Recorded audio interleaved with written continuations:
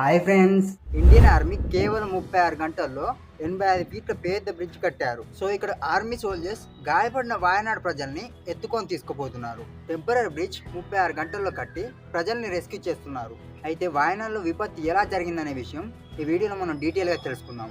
కేరళలో ఇలాంటి విపత్తు జరగడానికి ముఖ్య కారణం మనుషులే అని డాక్టర్ శ్రీకర్ డిసాస్టర్ ఎక్స్పర్ట్ చెప్తున్నారు. ఎందుకు మనుషులే కారణం అని అంటే, వాయనాడులో టూరిస్టుల కోసం కట్టకూడని ప్లేస్లో రిసార్ట్లు, హోమ్ స్టేస్ కట్టుకున్నారు. కొట్టకుడి కోసం అలా కట్టుకోవడంలో తప్పులేదు, కానీ కన్స్ట్రక్షన్కి పనికిరాని వల్నరబుల్ ఏరియాస్లో కడుతున్నారు.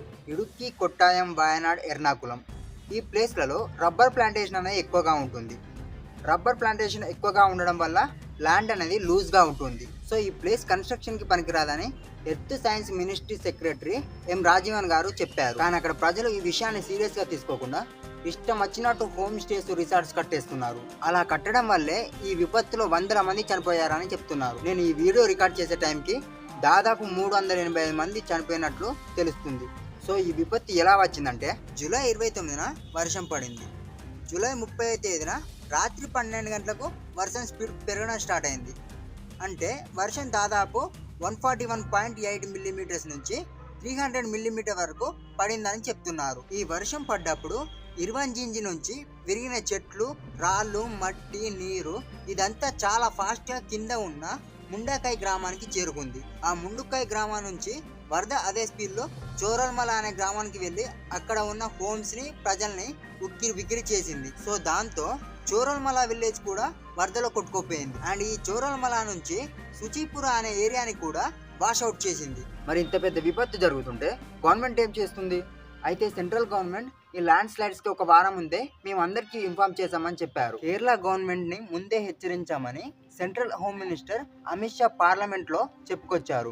కానీ నిజానికి జూలై 30న మధ్యాహ్నం 12 గంటలకు కొండ చర్యలు విరిగిపడ్డ రోజు డిపార్ట్మెంట్ ఆఫ్ వెదర్ రెడ్ అలర్ట్ని ప్రకటించిందని ప్రెస్ రిలీజ్ చెప్తుంది. సో ఇక్కడ అమిత్ షా తప్పుదారి పట్టిస్తున్నాడని చెప్తున్నారు. అయితే కేరళలో ఇలాంటి డిసాస్టర్లు రావడం ఇదే మొదటిసారి అయితే కాదు. కేరళలో 2018లో భారీగా వరదలు వచ్చాయి. అప్పుడు దాదాపు 483 మంది చనిపోయారు. అండ్ అలాగే 2019లో కూడా ల్యాండ్ స్లైడ్స్ వచ్చాయి. ఈ ల్యాండ్ స్లైడ్స్ ద్వారా 17 మంది చనిపోయారు. 2021లో కూడా ల్యాండ్ స్లైడ్స్ వచ్చాయి.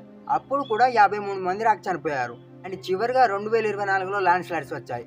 ఇప్పుడు దాదాపు 358 మంది చనిపోయారని తెలుస్తుంది. మరి ఇన్నిసార్లు ల్యాండ్ స్లైడ్స్ వచ్చినా కూడా గవర్నమెంట్ ఎందుకు యాక్షన్స్ తీసుకోవడం లేదు?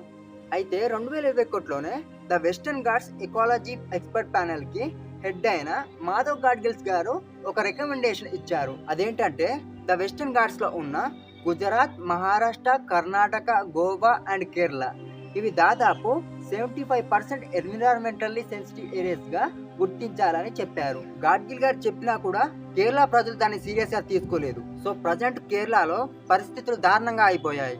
అయితే ప్రజలకి సహాయపడడానికి సెర్చ్ అండ్ రెస్క్యూ ఆపరేషన్లో ఇండియన్ ఆర్మీ 200 మందికి పైగా సిబ్బందిని ఆ ప్రాంతానికి పంపింది. వాయనాడులో 273 కంటే ఎక్కువ మంది గాయపడిన ప్రజలు ఉన్నారు.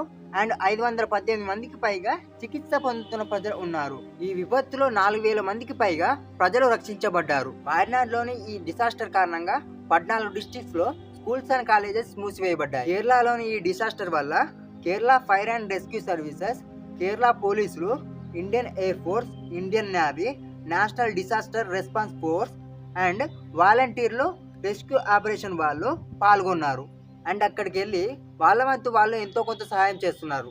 మా వీడియోస్ మీకు నచ్చినట్లయితే తప్పకుండా లైక్ చేయండి. సబ్స్క్రైబ్ చేసుకోవడం మాత్రం మర్చిపోకండి.